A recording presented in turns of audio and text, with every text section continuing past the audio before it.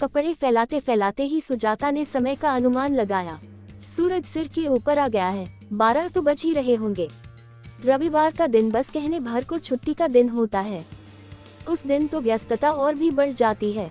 नहाते धोते 1 बजना ही था, तभी उसे अपनी सास शांति देवी और मुदिता की जोर जोर से बातें करने की आवाजें सुनाई दी।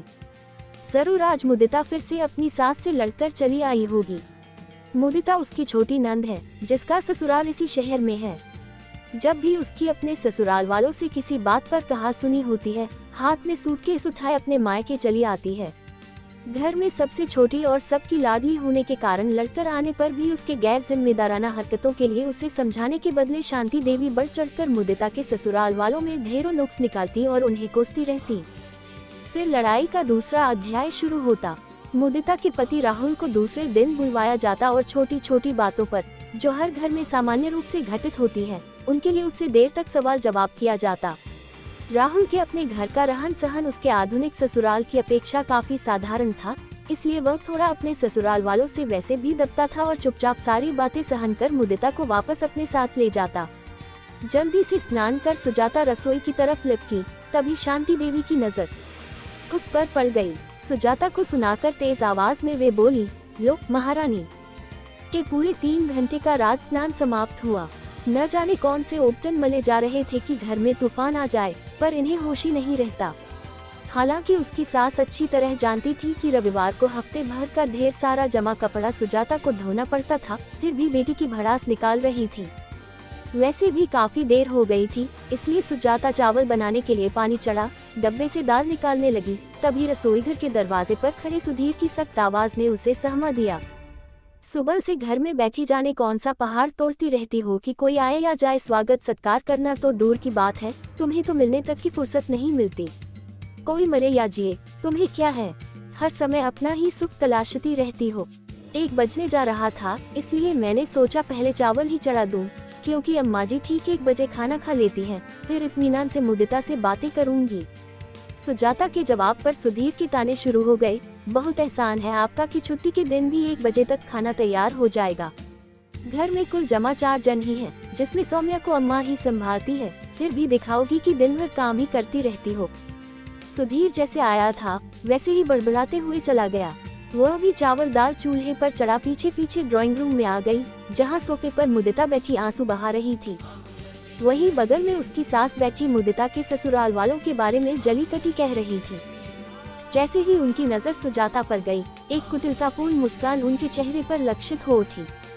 एक हमारे घर की बहू है, जो इस घर में बैठी हर वह सुख भोग रही है, जिसकी कभी उसने अपने पिता के घर में कल्पना भी नहीं की होगी, और एक हमारे घर की बेटी है, जो जाने किस जन्म का पाप भोग रही है। कितना भी अपने ससुराल वालों के लिए करे, उनका मुंह फुला ही रहता है। कितना दिया था हम लोगों ने अपनी बेटी के विवाह में, बहू के परिवार वालों की तरह हाथ हिलाते नहीं भेज दिया था, फिर भी हमारी बेटी एक दिन भी चैन से नहीं रह पाती है। सुजाता बात का रुख पलटने के लिए मुदिता से बोली, चाय पियोगी? वैसे खाना भी तैयार हो ही चला है। सुधीर बीच में ही बोले, बहुत जल्दी चाय की याद आ गई। ये भी नहीं सोचा कि यह कोई चाय पीने का समय है। पूछ लिया, बड़ी मेहरबानी की। अब जाओ, जाकर खाना लगाओ, तब से हम सब भूखे बैठे हैं। सुधीर की बातों से सुजाता का सारा प्रेम, सारी सेवाएं और सारी विनम्रता धरी की धरी रह गई और वो उठकर फिर से रसोई घर में चली गई। इधर उसकी सास का रोना शुरू हो गया, हमारी तो किस्मत ही खोटी है। बहू मिली तो वह भी किसी ढंग की नहीं, दामाद मिला तो वह भी वैसा ही है, हमेशा अपनी माँ के पल्लू से ही बंधा रहता है। पति की खुदगर्जी और सास का अन्यायपूर्ण रवैया सुजाता को दंश सा चुभ रहा था, फिर भी सारे तिरस्कार और दंश को समेट वह सामान्य होने की कोशिश करती काम में जुटी रही। हर बार की तरह फोन करके राहुल को बुलवाया गया, पर इस बार राहुल ने आने से साफ इनकार कर दिया। उसका कहना था, मुदिता स्वयं ही घर छोड़कर गई है, तो स्वयं ही लौट कर आए।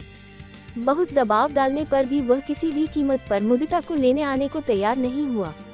सुधीर ने सभी हथकंडे अपनाए, पुलिस की धमकियां भी देता रहा, लेकिन मुदिता के पति और ससुराल वाले अपनी जिद पर अड़े रहे। दोनों पक्षों में से कोई भी झुकने को तैयार नहीं हुआ।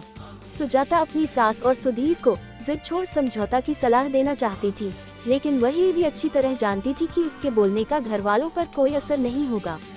उसकी सास ने उस घर में कभी उसके ससुर की तो चलने ही नहीं दी, फिर उसकी क्या बिसात थी। हर एक बात का फैसला शांति देवी ही करती आई थी।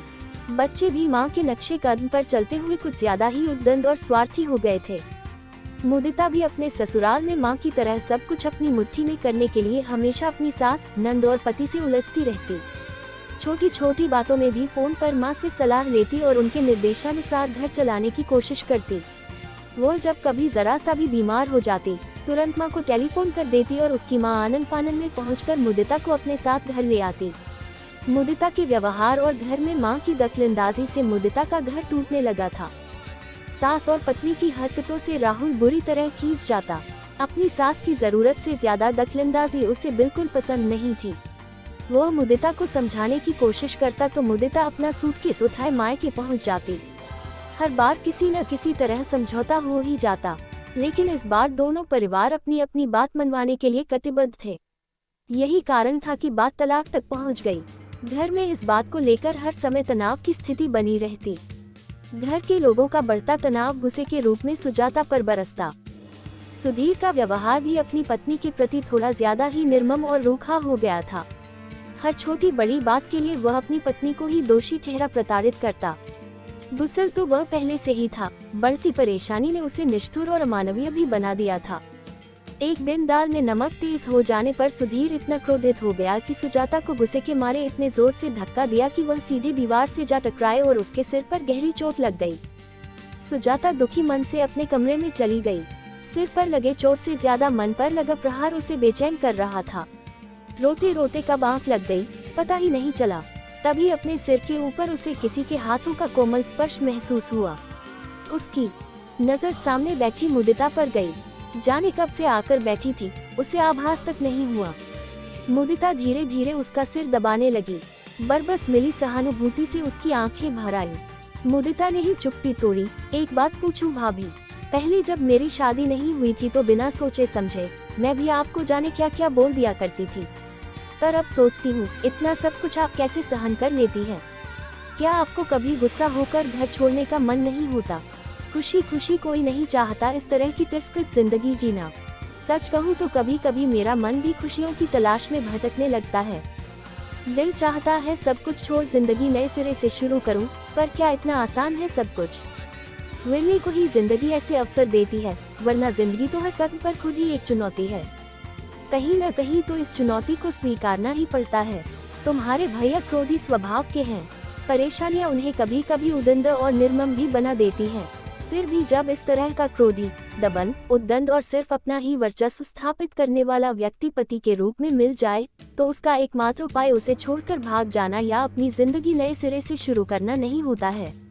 मेरे हिसाब से ऐसी परिस्थिति में जीवन की इस चुनौती को स्वीकार करना और परिस्थितियों को अपने अनुकूल ढालने की कोशिश करना ही सही रास्ता है। वैसे भी पुरुष होते ही आशावादी हैं। उनके दिल में स्वयं की अवधारणा इतनी व्यापक होती है कि पत्नी का स्वयं उसमें समा ही जाता है। जहाँ तक तुम्हारे भैया का सवाल है, उनका विवेक भले ही कुछ समय के लिए खो जाता है, पर उनके अंदर की इंसानियत अभी जिंदा है। उन्हें अपने किए का एहसास रहता है। मेरे साथ दुर्व्यवहार करने के बाद कई दिनों तक तो मुझसे नजरें नहीं मिला पाते हैं। मेरे बीमार पड़ने पर मेरी देखभाल भी करते हैं। उनके क्रोध को मैंने बहुत कुछ साध लिया है और मुझे पूर्ण विश्वास है कि उन्हें जल्द ही अपनी गलतियों का एहसास दिला सही रास्ते पर ले आऊंगी। बस ईश्वर से यही प्रार्थना है कि मेरे मन की दृढ़ता कायम रहे। कौन नहीं चाहता कि उसे सुंदर, समझदार और प्यार करने वाला जीवन साथी मिले, लेकिन जीवन में सब कुछ वही नहीं मिलता जैसा कि हम चाहते हैं। अगर अनचाहा मिले तो उसे अपने अनुरूप ढालने की कोशिश करना ही समझदारी है, न कि सब कुछ छोड़कर भाग जाने में। कहां और किन किन कठिनाइयों से हम भागते रहेंगे। मेरी मानो तो मुदिता, तुम अपने सारे मान अभिमान को भुला अपने ससुराल लौट जाओ। सिर्फ एक बार पूरी ईमानदारी और धीरज से ससुराल के लोगों के साथ सामंजस्य बैठा जीने की कोशिश करो। सब ठीक हो जाएगा। मुझे लगता है कि वे लोग इतने बुरे भी नहीं हैं।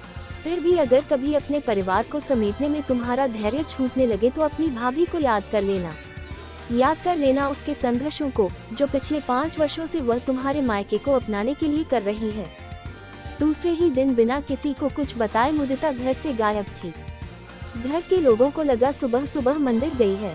देर होने पर सबको चिंता होने लगी। तभी मुदिता का फोन आ गया कि वह अपने ससुराल चली आई है और यहाँ हर तरह से ठीक है। किसी को भी उसके लिए परेशान होने की जरूरत नहीं है। एक हफ्ते बाद मुदिता अपने पति के साथ सबसे मिलने मायके आई। दोनों ही काफी खुश नजर आ रहे थे। आते ही राहुल ने अपनी सास और सुधीर से माफी मांगी और सीधे दोनों सुजाता के कमरे में आ गए। कमरे में आते ही मुदिता सुजाता से लिपट गई। भाभी, आपको किन शब्दों में धन्यवाद दूं? आपने मेरा घर टूटने से बचा लिया। आप नहीं होती तो जिंदगी में न जाने मैं कितने कष्ट झेलती, इसका मुझे खुद भी अंदाजा नहीं। खाने की टेबल पर मुदिता अपनी माँ से बोली, माँ, आज से आप मेरी कोई चिंता नहीं करेगी। मैं अपना घर अपने हिसाब से चलाऊंगी। अगर आपको किसी की चिंता करनी है तो भाभी की कीजिए, तभी इस घर में भी सच्ची शांति आएगी। अगर आप लोगों का निष्ठुर व्यवहार सहते सहते कहीं भाभी टूट गई तो ये घर पूरी तरह उजड़ जाएगा। मेरी सास से तो आप आशा रखती हैं कि वह आपकी बेटी को अपनी बेटी समझे, आपकी बेटी के अधिकार को समझे, तो फिर इन्हीं सब बातों से आप भाभी को क्यों वंचित रखती हैं? भैया से भी मैं यही चाहूंगी कि जितनी नसीहतें आप राहुल को देते हैं, वे सारी की सारी नसीहतें खुद आपको भी याद रखनी चाहिए। भाभी की सहनशीलता को आप लोग उनकी कमजोरी मत समझिए। रिश्तों को बचाने की जिम्मेदारी सिर्फ उन्हीं पर नहीं है। पत्नी एक बंधन मात्र नहीं होती, वो तो ईश्वर, समाज, कुटुंब और माता पिता के आशीर्वाद से पति और परिवार को जोड़कर रखने वाली सेतु है, जिसके मानसिक रूप से टूटते ही सब कुछ टूटकर बिखर जाता है। थोड़ी देर के लिए खाने की टेबल पर नी शब्द शांति छा गई, मानो सभी के अंदर विचारों का मंथन चल रहा हो। मुदिता के ससुराल जाते ही सुधीर सुजाता को डॉक्टर के पास ले जाने की जिद करने लगा। सुजाता के बार बार मना करने पर वह मानने को तैयार नहीं था। तभी शांति देवी बोली, अगर बहू डॉक्टर के पास नहीं जाना चाहती तो उसे कहीं दूसरी जगह घुमा ला। मैं आज खाना खुद ही बनाऊंगी और हाँ, सौम्या भी मेरे पास ही रहेगी।